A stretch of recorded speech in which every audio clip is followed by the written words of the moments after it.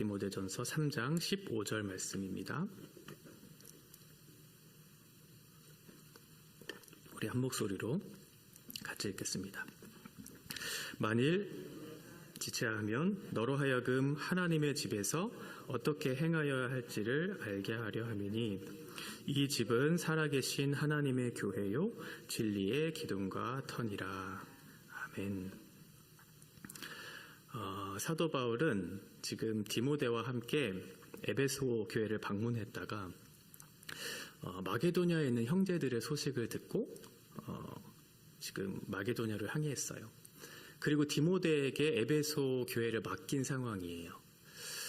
영적인 아들이었던 그 제자였던 디모데에게 에베소 교회를 맡기고 지금 사도 바울은 마게도냐에 있고 디모데 혼자 남아서 에베소에 있는 상황입니다. 바울은 그 마게도냐에서 일을 빨리 마치고 지금 디모데가 목회하고 있는 에베소 교회에 가서 함께 동역을 하고 싶은 마음이 있었는데 마게도냐에서 어떠한 문제가 발생했던 것 같아요. 그래서 계획에 차질이 생긴 거죠. 빨리 가서 마게도냐 지방을 떠나서 에베소 교회에 가서 디모데와 함께 동역하기를 원했는데 그 문제가 발생했기 때문에 이제 더 이상 늦지 않고 편지로라도 지금 이 지침들을 디모데에게 전해야겠다. 그렇게 생각해서 쓴 편지가 바로 디모데전서입니다. 그 편지를 쓴 이유가 뭐냐면 오늘 읽은 15절의 말씀 앞에 보면 하나님의 집에서 어떻게 행하여야 할지를 알게 하려 함이니 라고 되어 있어요. 그러니까 하나님의 집인 교회에서 우리가 어떤 것을 행해야 할지 가르치고 어떤 것을 지켜야 할지를 가르치기 위해서 이제 사도 바울이 디모데에게 편지를 쓴 거죠. 디모데전서에 보면 거짓 교훈들을 가르쳤던 사람들이 많이 있었거든요. 그래서 거짓 교훈을 빠지지 말고 바른 교훈을 분별하라고 그렇게 얘기하고 또 일꾼들을 세워서 일꾼들이 바른 말씀을 가지고 헌신된 마음으로 교회를 세우는 그런 주제들을 사도 바울이 앞에서 얘기했었거든요. 그러니까 지금 에베소 교회를 향한 사도 바울의 마음이 담겨져 있는 그런 편지예요. 교회를 향한 하나님의 마음이 어떠한 것인가? 교회는 어떠한 모습으로 세워져야 하는가라고 하는 그런 주제들이 잘 담겨져 있죠. 제가 몇 주 전에 금요기도에 2번에 걸쳐서 교회에 관련된 설교를 했어요. 그리스도와 교회라고 하는 제목, 그리고 교회와 하나님의 사랑이라고 하는 그 제목을 가지고 교회에 대해서 설교를 했는데 오늘은 교회는 어떠한 곳인가, 어떠한 곳이어야 하는가에 대한 주제를 좀 살펴보려고 해요. 먼저 사도 바울은 교회에 대해서 하나님의 집이다라고 하는 표현을 사용하고 있어요. 교회는 하나님의 집이다. 집으로 표현된 이 오이코스라고 하는 이 단어는 기본적으로 집이라고 하는 그런 의미를 담고 있기는 하지만 또 하나의 의미는 가족이라고 하는 의미를 담고 있어요. 그래서 가족 또는 집 이렇게 표현되어지는 그런 단어거든요. 그러니까 교회는 하나님의 집인 거죠. 그 집 안에는 가족들이 있는 거잖아요. 그러니까 하나님께서 집주인이 되어주시고 가족의 구성원들인 성도들을 불러서 함께 거하는 곳, 함께 사는 곳, 이것이 바로 교회라고 지금 사도 바울이 얘기하고 있어요. 함께 있는 곳이죠. 그런데 그 가족이 되어지는 그 과정들을 좀 살펴보면 하나님께서 저희들을 하나님의 가족으로 부르셨을 때 어떻게 부르셨는가?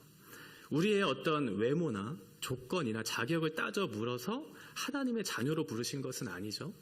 누구나 다 예수 그리스도의 십자가와 그 부활 사건을 믿음으로 말미암아 하나님의 자녀가 되는 권세를 주셨어요.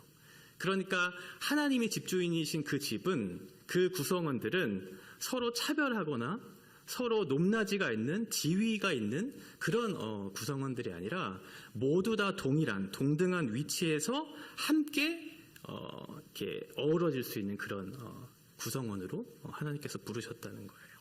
동일한 신앙 고백을 드리고 함께 떡을 떼고 피로 맺어진 신앙 공동체. 그래서 유대인이나 이방인이나 종이나 자유자나 남자나 여자나 이런 것과는 상관없이 그리스도 예수 안에서 함께 가족이 된 그런 공동체가 바로 교회라고 하는 거예요. 그래서 교회 안에는 내가 어떠한 자격과 조건을 갖추었기 때문에 내가 저 사람보다 조금 더 낫다라고 생각해서도 안 되고, 그것을 근거로 해서 너는 하찮게 여겨도 될 만한 존재라고 생각해서도 안 돼요. 남을 비판하거나 정죄하는 마음이 내 안에 있는 어떠한 근거로 다른 사람을 판단하는 것이 아니고 서로 하나님의 집에서 가족이 된 공동체가 바로 교회라고 얘기하고 있어요. 가족은 어떻죠? 가족은 어떠한 필요가 있을 때 만나는 그런 사람들은 아니잖아요. 이해관계를 따져서 어떠한 특별한 일이 있을 때 만나는 그런 관계를 가족이라고 얘기하고 있지 않죠.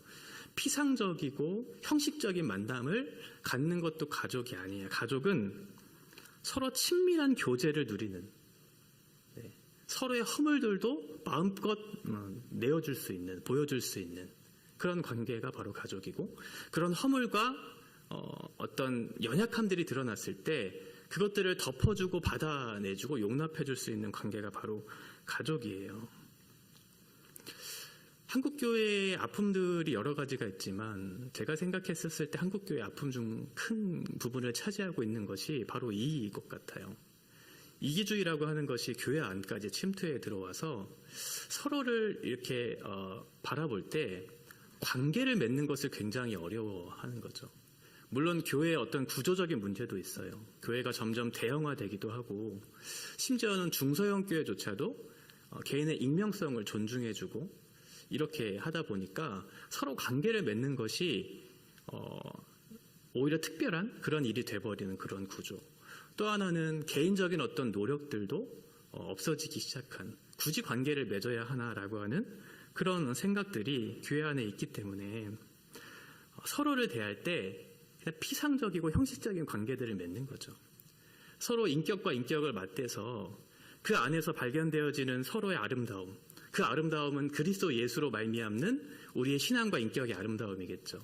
그 내면 안에 담겨져 있는 그 사람의 신앙과 그것으로 말미암아 빚어진 인격의 아름다움을 보면서 서로 즐거워하고 기뻐하고, 그래서 우리가 함께 그리스도 예수를 찬양하는 그런 공동체적인 그런 예배와 찬양이 이 교회에 가득해야 할 텐데, 그런 것들이 아니라 서로 관계를 맺기를 어려워하고 피상적인 형식적인 그런 관계들만 맺어가는 그런 일들이 교회 안에 너무나 많이 있는 것 같아요.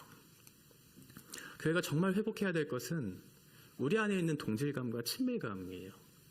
그리스도께서 동등한 위치로 우리를 부르셔서 서로 형제와 자매가 되는 가족으로 부르셨는데, 그 가족의 가족됨을 우리가 누리지 못한다면 하나님의 부르심의 본 뜻을 우리가 바르게 알지 못하고 실천하지 못하는 결과를 맺게 되기 때문에 그래요.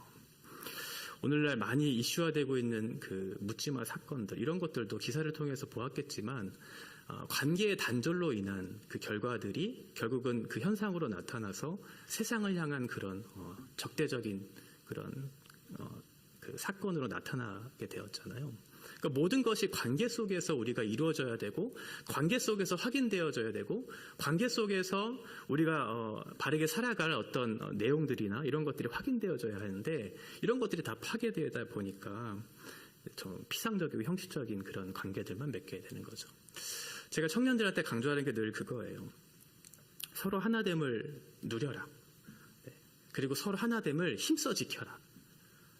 서로 헌신하고 자신을 내어줄 줄 알고 서로를 용납할 줄 아는 관계들이 너희 안에서 생겨나서 세상으로서는 할 수 없는 그런 실력들이, 그런 성숙함들이 너희 안에 쌓여져 가서 파괴된 질서 가운데 참다운 하나님이 우리에게 주신 하나됨이 어떠한 것인지를 나타낼 수 있는 그런 사람들이 되어라.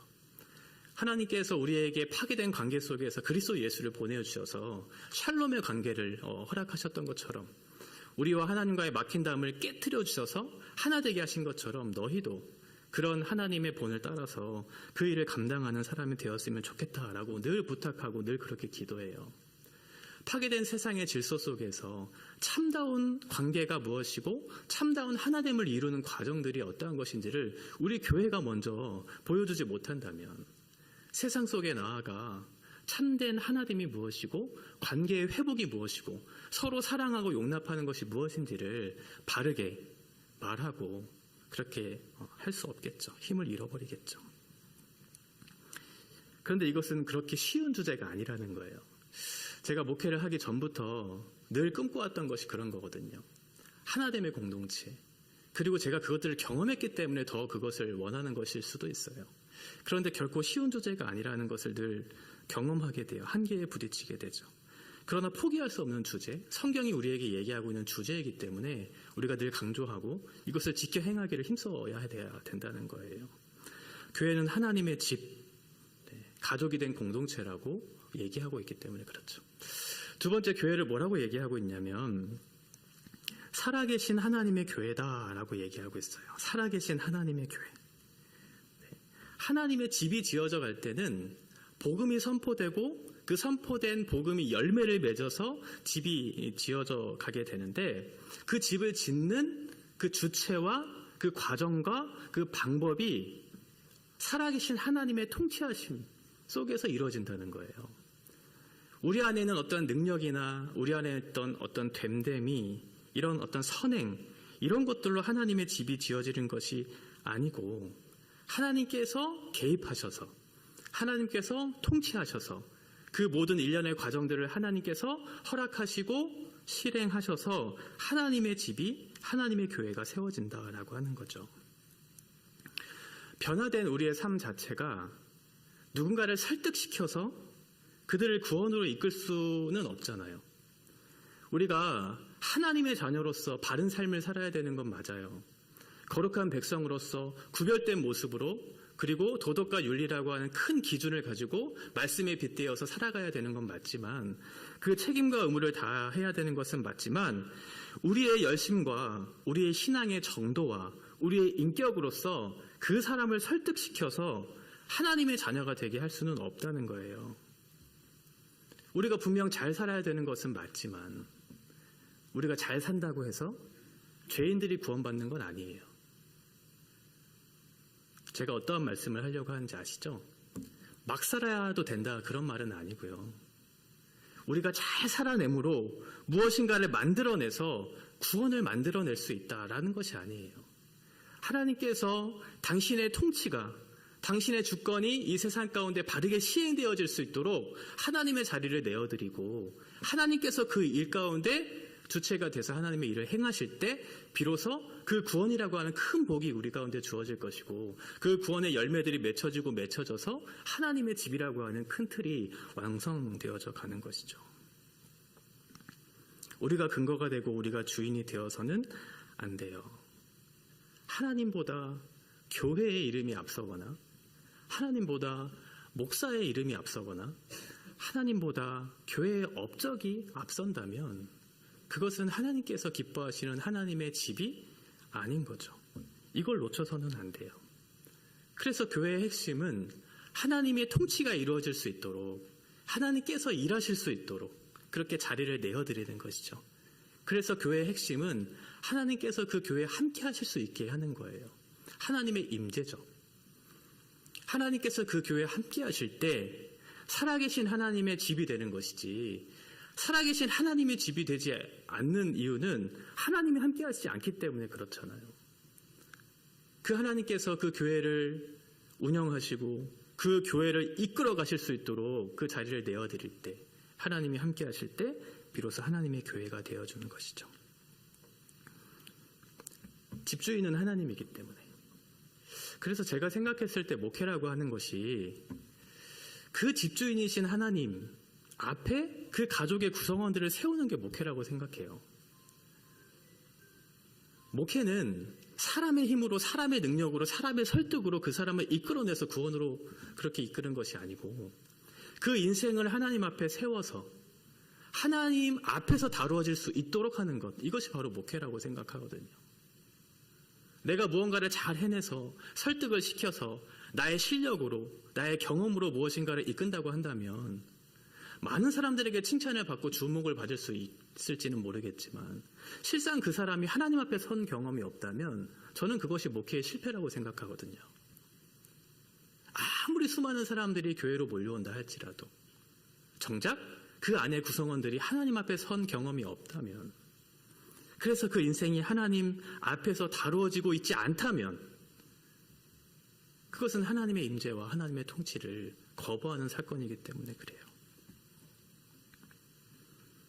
하나님만이 하실 수 있고 하나님이 하실 수 있도록 그리고 마땅히 돌려져야 할 그 영광의 내용이 하나님께로 돌려질 수 있도록 하는 것. 이것이 바로 교회의 사명이다라고 그렇게 생각이 돼요. 그래서 하나님의 임재가 가득한 통치가 이루어지는 곳, 그것이 바로 교회이죠.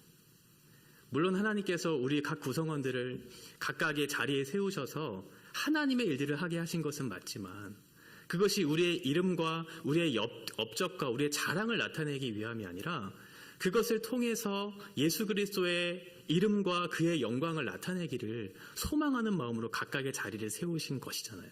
그렇다면 그 일을 통해서 내 이름과 내 교회, 우리 교회가 어떠한 일을 했고 우리가 어떠한 일을 했고 이것이 나타나고 자랑되어지는 것이 아니고 하나님이 어떠한 일을 하셨고 하나님이 어떠한 분이신가를 나타내는 교회, 이것이 바로 하나님께서 기뻐하시는 교회가 될 것이라고 생각해요. 마지막 세 번째는 교회를 진리의 기둥과 터다라고 얘기하고 있어요. 진리의 기둥과 터다. 진리를 견고하게 떠받들고 그 진리를 높이는 그 역할을 하는 것이 바로 교회다라고 하는 거죠. 교회 자체는 진리가 아니에요. 교회는 진리를 떠받들고 진리를 높이는 역할을 하는 거죠. 그러면 진리는 뭔가? 진리는 하나님의 말씀이에요. 요한복음 17장 17절에 보면 그들을 진리로 거룩하게 하옵소서 아버지의 말씀은 진리니이다. 그러니까 교회가 해야 되는 첫 번째 핵심적인 사명이 뭐냐면 하나님의 말씀을 바르게 지키는 것. 그 진리를 바르게 세워가는 것. 이것이 교회의 첫 번째 핵심적인 사역이죠. 두 번째는 그 진리는 예수 그리스도다. 요한복음 14장 6절에 보면 내가 곧 길이요 진리요 생명이다 라고 얘기하고 있어요. 그러니까 진리는 예수 그리스도죠.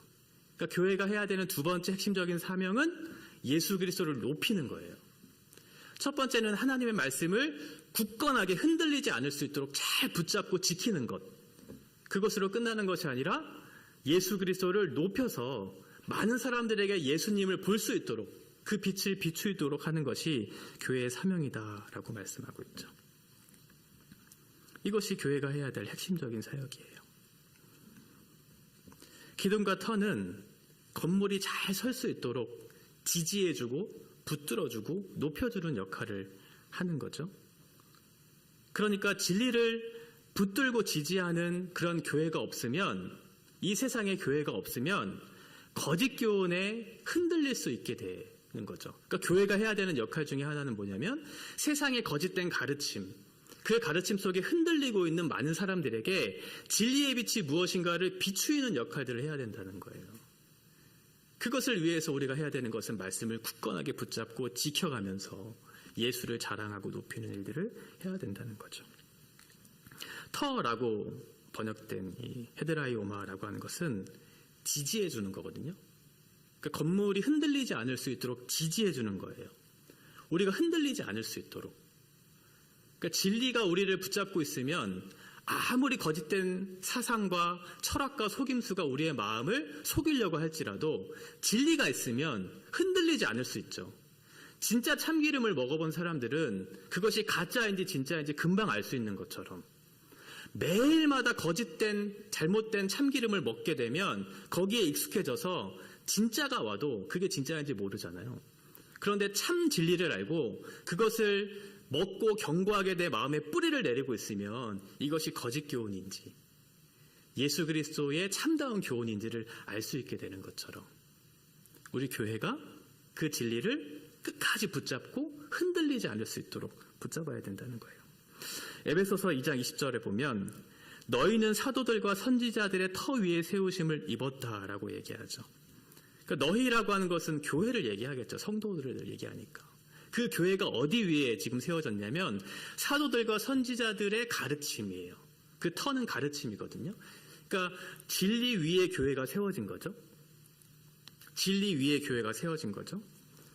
뿐만 아니라 교회를 통해서, 오늘 본문에서는 교회를 통해서 진리가 세워진다고 지금 얘기하고 있어요. 그러니까 서로 상호적인 거예요. 교회라고 하는 것은 굳건한 반석이신 예수 그리스도의 진리 위에 세워지는 것이고 그 진리는 교회를 통해서 그 진리가 또한 세워져서 서로 상호적으로 관계를 맺음으로 교회와 진리가 바르게 이 세상 가운데 지켜져 갈 수 있도록 하나님이 이 교회를 이 땅 가운데 세우셨다는 거예요. 두 번째, 기둥은 이 건물을 높이 이렇게 올리는 역할을 하잖아요. 그러니까 굳건하게 지키는 것도 중요한데 우리가 해야 되는 교회의 사명 두 번째는 뭐냐면 그걸 높이 드는 거예요. 우리 교회가 기둥이 되어서. 그러니까 예수 그리스도가 높이 올라갈 수 있도록 우리가 이렇게 기둥을 쌓는 거죠. 우리 교회가. 한 땀 한 땀 한 땀 세워서 예수 그리스도가 높아져서 저 멀리서도 예수님이 보일 수 있도록 그렇게 하는 것이 교회의 사명이다. 우리가 나타나고 우리가 자랑되어지는 것이 아니에요. 사람이 나타나고 사람이 자랑되어지는 곳이 교회가 아니고 예수님을 높여서 예수님이 보일 수 있도록 예수님이 드러나고 예수님이 드러날 수 있도록 하는 것이 바로 교회다라고 얘기하고 있어요. 마태복음 5장 14절과 16절에 보면 너희는 세상의 빛이라 산 위에 있는 동네가 숨겨지지 못할 것이요 사람이 등불을 켜서 말 아래에 두지 아니하고 등경 위에 두나니 이러므로 집안 모든 사람에게 비치느니라.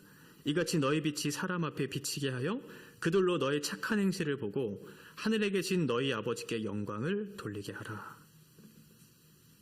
교회가 존재하는 건 너무나 명확하죠? 성도들이 존재하는 건 너무나 명확하죠? 교회, 성도들이 존재하는 이유는 그들의 삶의 과정과 방법과 그 결실들을 통해서 하나님의 살아계심을 드러내는 그런 역할들을 위해서 우리가 부르심을 받았다는 거예요. 우리의 사고와 우리의 행실과 우리의 언어들을 통해서 살아계신 하나님이 계시는구나 라는 것들을 비추어주는 그런 역할을 하는 거죠. 그것을 통해서 최종적으로 참 빛이신 예수 그리스도를 나타내는 그 역할을 위해서 우리 교회가 부르심을 받았다라고 하는 거예요. 교회가 지켜야 할 것은 진리죠. 포기할 수 없는 진리가 우리 안에 있어야 돼요. 세상으로서 흔들 수 없는 진리가 우리의 마음을 지배해야 돼요. 견고하게 우리의 마음에 닻을 내려서 어떠한 것이 우리의 마음을 유혹한다 할지라도 흔들릴 수 없는 굳건한 진리가 우리 가운데 있어야 돼요.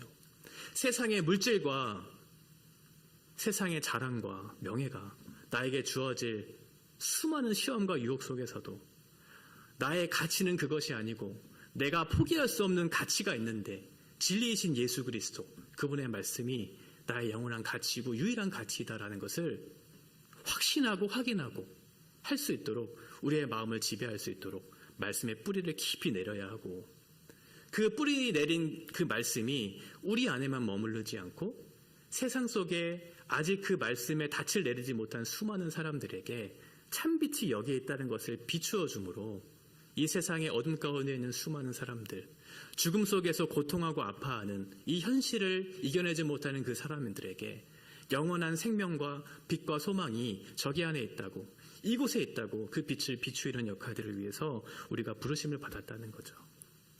이 세 가지가 교회가 어떠한 곳이고 교회가 무엇을 해야 될지에 대해서 우리에게 명확하게 얘기해 주고 있어요. 교회는 사람들이 모인 공동체이지만 사람들을 위해서 존재하는 곳은 아니에요. 물론 사람들을 위해서도 존재하는 것이 있죠. 근데 우선적으로 하나님을 위해서 존재하는 거죠. 왜냐하면 하나님을 위해서 존재해야만 이 세상이 아프지 않고 바르게 고통 가운데 살지 않고 참된 평안과 그 관계의 회복이 있을 수 있기 때문에 그래요. 하나님께서 하나님의 하나님 되심을 나타내 보여주십시오라고 기도하는 것은 결국 우리를 위한 기도가 되기 때문에 그렇거든요. 하나님께서는 당신의 거룩과 당신의 영광을 나타내실 때 어떠한 방법을 사용하시냐면 구원이라고 하는 방법을 사용하세요. 아직 구원받지 못한 수많은 사람들을 구원하심으로 하나님의 거룩과 영광을 나타내세요. 스스로 구원하지 못하는 우리들, 스스로의 능력이 없는 우리들을 십자가의 능력으로 우리를 구원하시고 십자가의 사랑으로 우리를 구원하심으로 하나님이 스스로 벗어날 수 없는 그 자리로부터 어떠한 능력을 베푸셔서 구원하실 수 있는 전능하신 분이신가. 누군가를 사랑할 수 없는 그 사람을 사랑하시는 그 사랑이 얼마나 크고 위대한가를 나타내 주심으로 하나님은 참 능력의 하나님이시고 참 사랑의 하나님이시다라는 것을 세상 속에 나타내세요. 그 수단과 도구가 바로 구원을 통해서 나타나는 거죠. 그래서 사람들이 당신의 백성들을 구원하시는 그 하나님을 보고 하나님은 참으로 놀라우신 분이구나. 참으로 하나님은 사랑이 많으신 분이시구나라는 것들을 세상 속에서 알게 하세요. 그래서 결국 그 구원을 통해서 하나님께서 영광을 받으시죠. 그리고 우리는 그 하나님께서 영광을 받으실 때 우리에게 구원이라고 하는 선물이 주어지고 그 구원을 주신 하나님을 찬양하고 높이면서 그렇게 경배하며 나아갈 수 있는 은혜를 주세요. 그래서 하나님을 위할 때 우리의 영혼이 가장 안전할 수 있고 하나님을 위할 때 우리의 교회가 가장 행복할 수 있어요. 사람을 위해서 존재하는 것이 아니라 하나님을 위해서 존재할 때 우리의 교회는 안전할 수 있는 거죠. 말씀을 정리하겠습니다. 교회는 첫 번째 하나님의 집이다라고 얘기하셨어요. 그 집주인은 하나님이시고 그 가족의 구성원으로 우리를 부르셨어요. 그래서 서로 피부치가 되게 하시고 살부치가 되게 하셔서 서로의 인격적인 관계를 맺도록 우리를 한 가족으로 부르셨어요. 피상적으로 형식적으로 관계를 맺는 것이 아니고 인사만 하고 인사를 했는데 서로를 알지 못하는 그런 관계로 우리를 부르신 것이 아니라 인격과 인격을 맞대어서 그 사람의 존재를 보고 서로의 아름다움을 확인하고 그렇게 우리를 부르셨다는 거예요. 두 번째는 살아계신 하나님의 교회, 하나님의 통치와 임재가 있는 공동체죠. 사람의 능력과 됨됨이와 선행으로 이루어지는 공동체가 아니고 하나님의 능력과 하나님의 통치가 하나님의 임재가 임할 때 하나님의 교회가 바르게 세워진다는 거죠.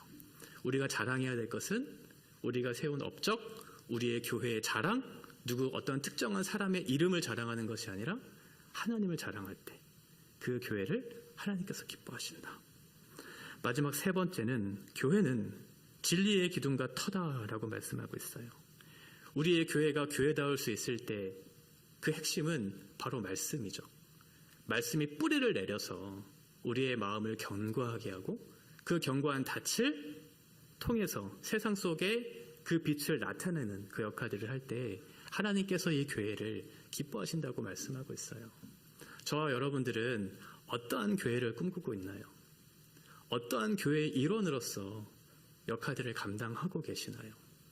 이 집이 하나님의 집이고 살아계신 하나님의 교회가 있는, 그래서 그 진리를 나타내고 비추이는 그 역할들을 우리가 잘 감당하고 있는가? 우리를 통해서 예수 그리스도를 높이는 그런 기둥과 같은 역할들이 우리 가운데 있는가? 아니면 나의 자랑과 나의 명예와 나의 위로와 나의 성공을 위해서 하나님을 수단화하고 도구화하면서 이 교회에 있지는 않는가? 우리 자신을 돌아보고 우리 우면동 교회가 추구해야 될 방향과 목적지를 정확하게 설정하면서 하나님께서 기뻐하시는 그런 교회로서의 사명을 잘 감당해내는 저와 여러분들의 사명을 하나님께서 잘 감당하게 하실 수 있기를 주님의 이름으로 빕니다.